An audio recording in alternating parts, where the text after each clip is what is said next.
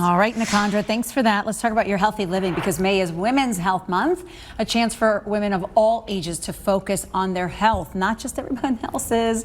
That means more than going to the doctor when something's wrong. It's about prevention and staying on top of that schedule, the regular scheduled checkups and the screenings. So joining us this morning is Dr. Vibha Rao. She's an OBGYN with Touro LCMC Health, to walk us through what people need to be doing in their 20s, 30s, 40s and beyond. It's amazing how the hormonal journey just takes us through all the ups and downs. It's super important that you mention that. So as an OBGYN who provides full scope care, Right. Which includes obstetric care, gynecologic care from adolescents all the way to geriatrics, it's really important to establish that relationship with your OBGYN as soon as possible. Sure. We don't want to just see you when you have a problem. We want to see you Throughout. before that. Yeah. Sure. So in your 20s, we start talking about STD screening. We talk about cervical cancer screening. As you go into your 30s, we want to make sure we continue to incorporate, what does your menstrual cycle look like? What is perimenopause? What is menopause? Yes. It's never too early to start talking about these things.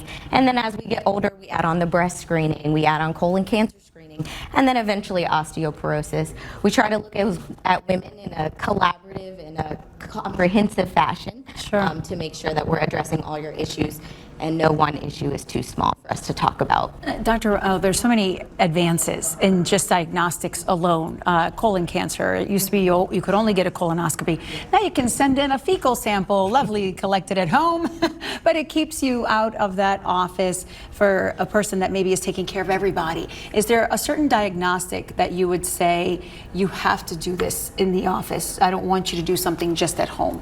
So I think less so than focusing on doing it at home versus coming in, I want us to be able to have a conversation about it. Got it. So I want to address the deeper rooted issues as to why you may not feel comfortable coming into the doctor's office, why you don't feel comfortable doing a colonoscopy. I think all of those come with establishing that rapport with your OBGYN, Right. and not just saying, oh, I have a problem, so I need to go in. You want to come in, you want to have that relationship already so that you can discuss these things. But like you said, you can always do the fecal occult blood test at home as well.